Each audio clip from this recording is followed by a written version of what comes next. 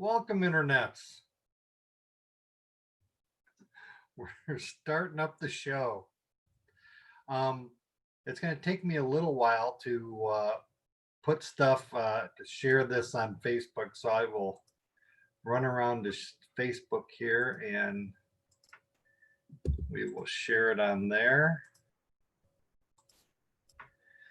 And we are back. As it turns out, Pat is down in Tennessee and Matt is somewhere on a lake in Wisconsin somewhere. I think Wisconsin has relaxed rules compared to Illinois. We just entered phase 4 and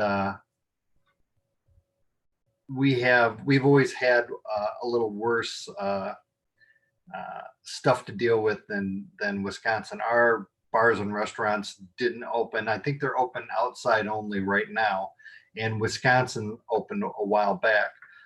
That pretty much shows in the numbers as far as corona cases and corona deaths. But I mean, I think that we're doing a lot better than other stuff. If you look over in, let me get over here.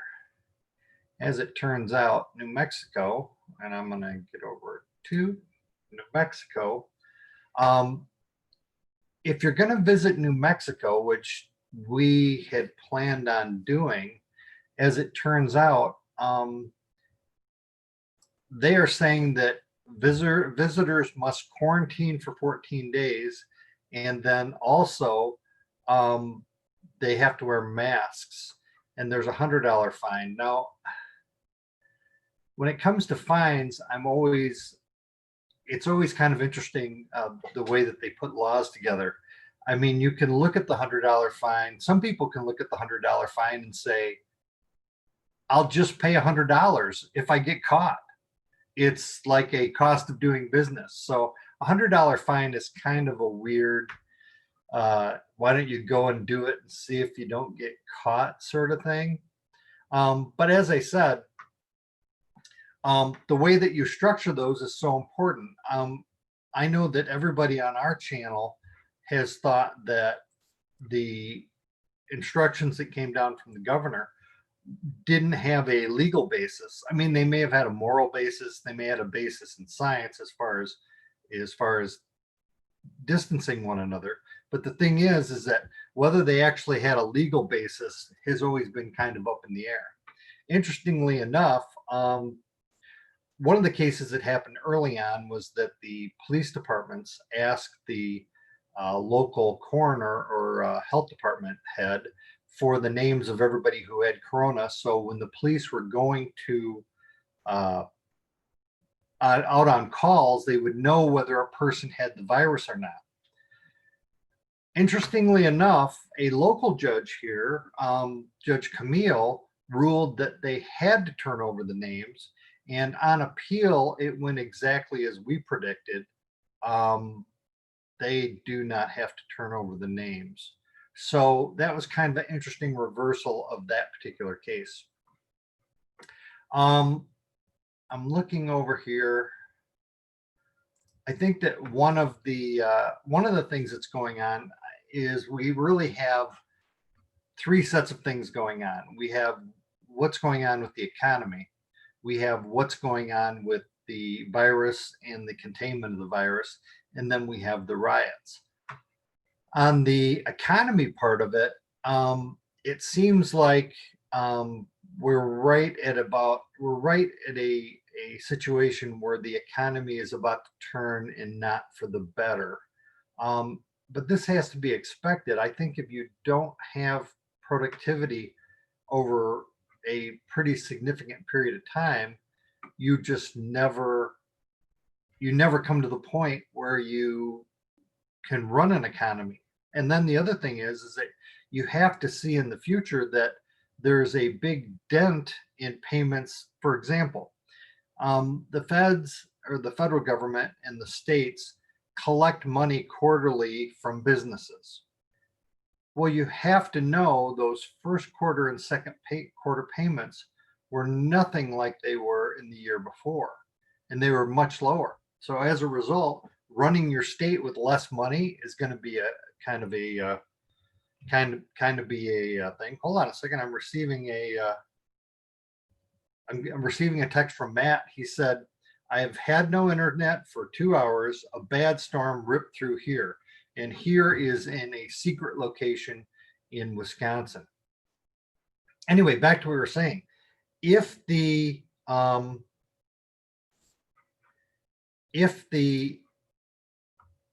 economy has that kind of hole in it, that hole is going to roll into new quarters, and it's going to devastate production numbers and also people who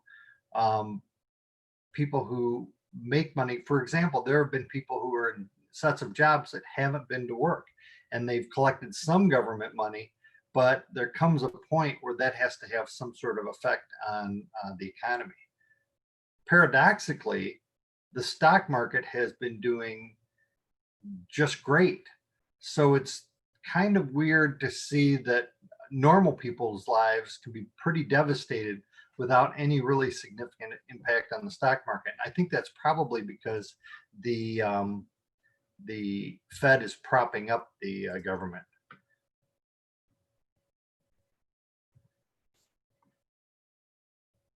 Now I'm looking at a looking at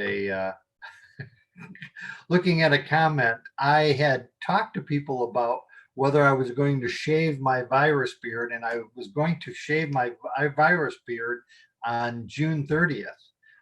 But we have decided that what we're going to do is we're going to go to a stylist and have them style my beard. So we'll see how that works out in the future. Now, one of the things that has been happening is, and this is kind of the interesting. We were talking about some people don't have a job during the coronavirus. Apparently, Trump has ran a White House with fewer people, and they've saved about $23.5 million since the virus occurred. It's interesting. Some government offices have been staffed at the exact same level throughout this entire shutdown. So they've saved $0, but I don't know that. I mean, I think a lot of those people are on salary, so they probably haven't saved. I mean, they would have had to pay those people anyway. So I don't know what the mechanism is for them paying those people anyway. But it is kind of, I don't know, creepy for the rest of us that people who are in government jobs get that check anyway, and people who haven't worked at their jobs, bartenders, people who run bars, restaurant owners, and businesses, a comic book store or whatever. Those people have been totally crushed by this whole thing, but the government workers still get the government cheese. So it's kind of I kind of wondered out loud whether the savings from the virus would help at all when we connect it with the economy. I mean, when we have the economy, we know there's going to be a tremendous hole where people were supposed to earn money and they were supposed to send in their tax dollars, and then we use those tax dollars to run government. We know that hasn't happened. Because we know that hasn't happened, now we have to think, what is going to be the ramifications of that hole? And I'm not talking Democrat or Republican, and I'm not. People get crazy sometimes when they hear me talking about the president. And when I talk about the president, I'm not talking as a Democrat or a Republican. I'm talking about just as a person. And when I'm talking about this hole in the economy, I'm not suggesting that somebody caused the hole. I'm suggesting that there's a hole and it's going to be a problem. So it'll be interesting to see how this rolls into quarters in the future. I know that in our last show, the last thing that we were talking about, as far as what me, Matt, and Pat do, is Pat ran a jury trial that interestingly led to a mistrial. Matt started a trial, but then the state withdrew because the facilities didn't seem like they were fair to the defendant. I've had a trial that was set, and I've continued it to try to put it into a situation where maybe we're dealing with this a little bit better. But I've been told that other states haven't been running their courthouse at all. So as a result, it's hard to imagine why you would want to try to run a courthouse right now when you just simply didn't have any pressure. Normally the pressure on and I'm only talking about on the criminal side. Normally the pressure that you would have on the criminal side would be that the defendant can demand a trial, and if you don't give him a trial, then we should dismiss the case. And that's one of the things where we're fair to the defendant. It's not fair to have charges pending forever. Well, at the start of this pandemic, our Supreme Court, through some authority that they believe that they have, said that right no longer belongs to the defendant, that the defendant cannot demand a trial and get their case dismissed if it's not taken care of. Well, that's a pressure that's on the system to get trials done. So now there's not really that pressure. If there's not that pressure and the number of cases has dropped, then there's not any reason to have this urgency to do trials. But surprisingly, here in McHenry County, they want to try to open the courts. And not only do they open the courts, I've been in court a couple times where a defense attorney has asked for maybe a month or two continuance, and the judge has not granted that because they're in some kind of hurry that cannot be explained to any rational human being on the earth. So as a result, that's the way we are as far as in the court system. Now, flipping over to the protests, I think we've seen an interesting thing in the protest. We have two things going on. One, we have in Seattle, we have the CHOP area that is devoid of laws, and they're trying to run I don't know what they're trying to do, but they're trying to run a area without the police. And then we have active looters and protesters. Active looters and rioters, and we have protesters. Now, many people I've noticed on Facebook are putting these things together. They're saying, how should we treat these people who are out in the streets? Not making a distinction between the people out in the streets. There are people who are out in the streets, breaking the law, breaking windows, stealing TVs, fill in the blank. Rioters and looters that are causing mayhem, and they're breaking the law.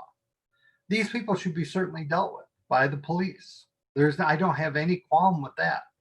But we had a very interesting situation happen with the president. It's got to be about 2 weeks ago or 3 weeks ago. He ended a speech and he says, I'm going to go visit this church that's 2 blocks down the road that got defaced by the rioter people. Okay. Well, in this area between the White House and where the president was going to go, were peaceful protesters. There were protesters that were protesting mostly because of Black Lives Matter. The police came into that area and shot at these people with pepper spray and rubber bullets, and came at them with bats and shields and horses and ran them out of this area.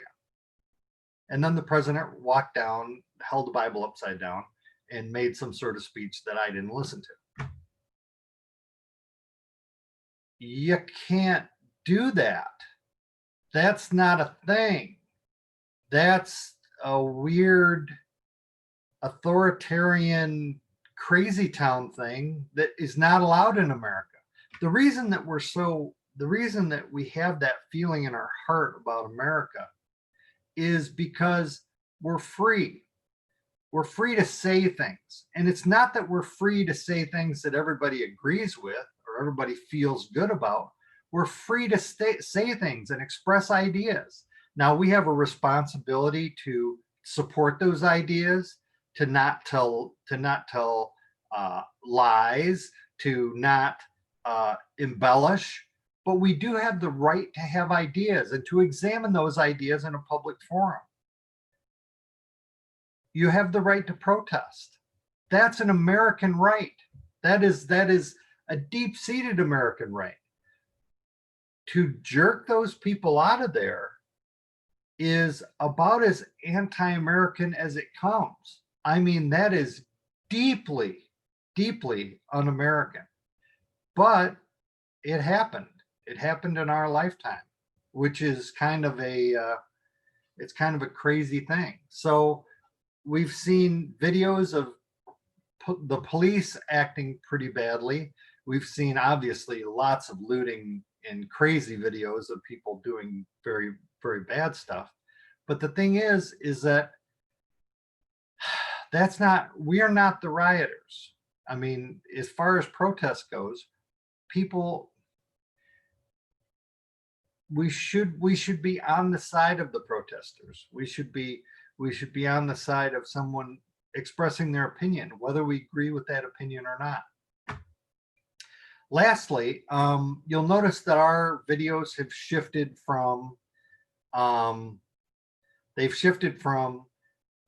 other channel over onto this channel. Now, the reason is that I believe YouTube has cut us off for some reason. And there were a number of things that happened on the other channel. One of the things that we do is we play a puppet singing a song saying, "Don't talk to the police." And in that puppet video, the way that we had that video put together is we went onto a website called Fiverr. And when we went onto Fiverr, we hired somebody to rap to the puppet song. And actually we helped them write the song. It was kind of a collaborative effort, but they wrote us a song and they made a video. What we paid extra, so it would be a public, we'd be able to use it publicly, like in this forum.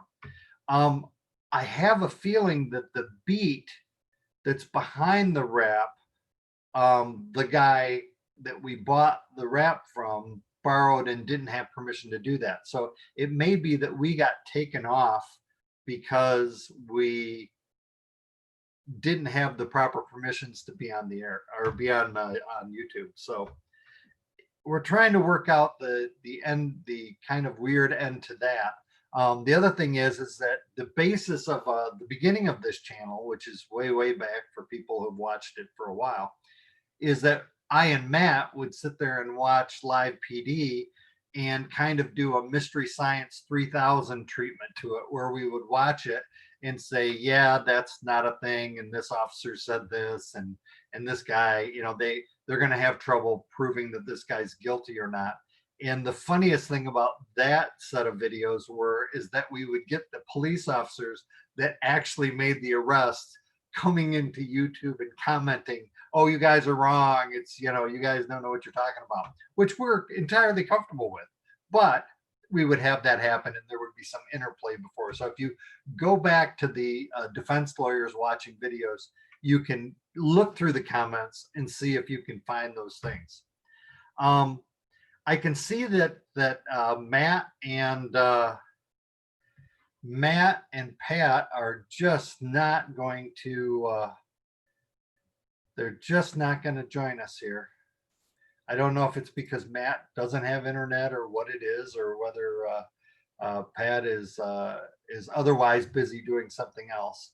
But I'm going to go ahead and wrap this up. I'm not going to use our public video because I want this video to stay up. I want our other channel to eventually open up. We may have to do a whole new thing just to see how it works, but it's been good talking to you, and I will talk to you guys at some point in the future.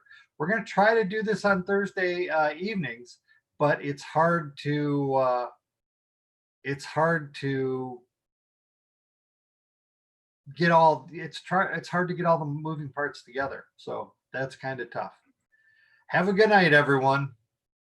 And this is from Brad. I stole this from Brad Owens, by the way. You guys don't even know who that is. Anyway, goodbye, everybody.